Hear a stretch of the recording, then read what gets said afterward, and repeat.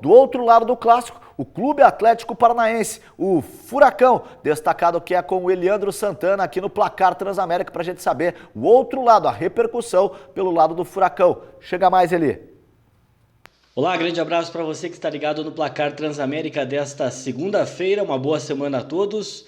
O Atlético, com sua equipe alternativa, esteve em campo no Clássico Atletiba na tarde deste domingo, e acabou sendo presa fácil para o Alviverde, perdendo por 4-0. O técnico Eduardo Barros, que teve reforços de jogadores que vinham sendo aproveitados pelo técnico Dorival Júnior no grupo principal, no caso 4 jogadores, o lateral esquerdo Abner Vinícius, o meia Christian e os atacantes Pedrinho e Jajá. Mas a inoperância ofensiva, a pouca produtividade do meio de campo e as falhas até grotescas do sistema defensivo, somado a uma inoperância total do time, uma apatia durante praticamente os 90 minutos, fez com que o Atlético fosse presa fácil para o rival Coritiba, que fez 3-0 no primeiro tempo e na segunda etapa fechou a goleada em 4-0.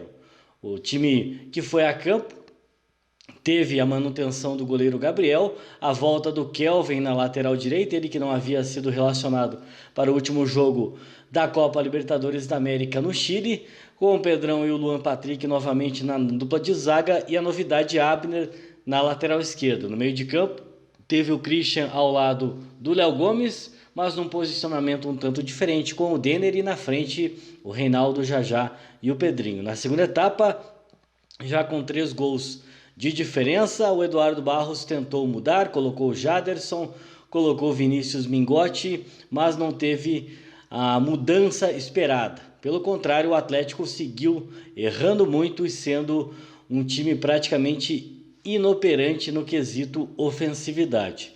Com o resultado, o Atlético terminou com os mesmos 22 pontos na primeira fase, na terceira posição, porque o FC Cascavel venceu seu jogo e terminou na segunda posição. E no mata-mata, o Furacão vai ter pela frente a equipe do Londrina. Daqui a pouco a gente traz mais do Furacão aqui no Placar Transamérica, sabendo mais desse planejamento. Afinal, agora o Campeonato Paranaense dá uma pausa forçada. Eliandro Santana trazendo as primeiras informações do Clube Atlético Paranaense. O Furacão que, como disse o Eli, acabou perdendo posições importantes dentro da tabela de classificação nesta fase classificatória do estadual. Terminou em terceiro lugar, vai encarar a equipe do Londrina, ainda com data indefinida a ser conhecida através da Federação Paranaense de Futebol. Para fechar o primeiro panorama do Clube Atlético Paranaense, o meu xará, o Eduardo, só que esse é o Barros, comandante técnico da equipe do Furacão, fala aqui no placar Transamérica a respeito da derrota goleada de ontem, 4-0. Fala, xará! A explicação é que a estratégia de jogo de hoje não funcionou. Eu tentei, junto com a minha comissão técnica, achar as melhores possibilidades diante dos jogadores que nós tínhamos à disposição. Até tivemos um início bom de jogo, uma chance do Coritiba logo no início, uma nossa na sequência também numa boa jogada coletiva.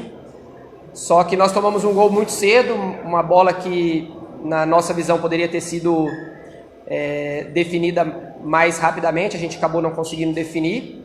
Foi uma sequência de bolas em disputa. E acho que o fato de ter tomado o gol muito cedo acabou condicionando a nossa estratégia de jogo. Nosso time foi ficando um pouco mais ansioso para jogar. Tomamos um gol de bola parada também, ainda na primeira parte do primeiro tempo. E aí a gente começou a fazer um jogo mais de contenção do que poderia acontecer, do que propriamente conseguir nos impor sobre a equipe do Coritiba. Esse aí é o técnico Eduardo Barros analisando os erros cometidos ontem pela sua equipe na derrota pelo placar de 4-0 goleada no Clássico Atletiba ontem no Couto Pereira. O Eliandro Santana atualiza as informações do Atlético Paranaense para fechar o panorama do Furacão nesta segunda-feira. Eliandro Santana falando do Clube Atlético Paranaense. Bom, a gente volta aqui no placar América, trazendo mais do Atlético, que foi derrotado por 4-0 no clássico Atletiba deste domingo no estádio Couto Pereira. O técnico Eduardo Barros, após o jogo, lamentou muitas situações, a apatia da sua equipe e o principal desempenho. Inclusive, ele falou que estava arrependido de armar a equipe como armou e de não ter solicitado um grupo mais cascudo, no caso, até mais a outros atletas do grupo principal. Inclusive, a Boca Pequena se diz que alguns atletas se colocaram à disposição do Eduardo Barros, atletas do grupo principal, mas aí a ordem veio de cima e apenas 4 atletas que estavam à disposição do Dorival Júnior foram cedidos, entre aspas, ao Eduardo Barros, no caso, o Abner, o Christian, o Jajá e o Pedrinho.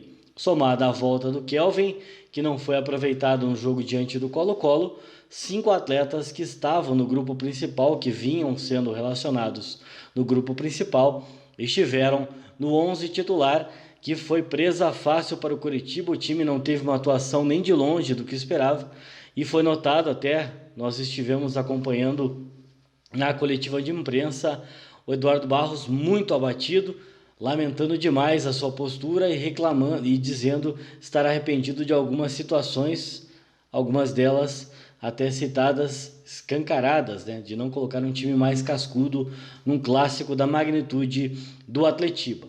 O Atlético terminou na 3ª posição com 22 pontos e vai ter agora o Londrina pela frente no mata-mata.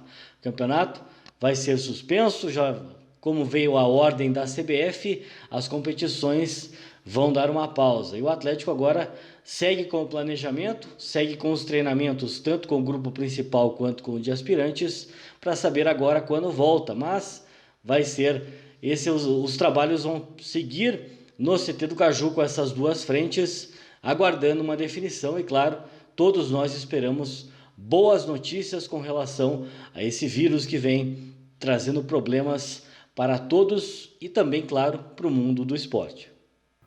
Eliandro Santana, vamos aguardar a definição. A Federação Paranaense de Futebol deve se pronunciar nesta segunda-feira, após as 13 horas, ainda aguardando pelo posicionamento da Federação Paranaense de Futebol. Se a gente tiver alguma informação durante o programa, vamos destacar. Amanhã também vamos abordar esta informação envolvendo a paralisação do Campeonato Paranaense nesta temporada de 2020.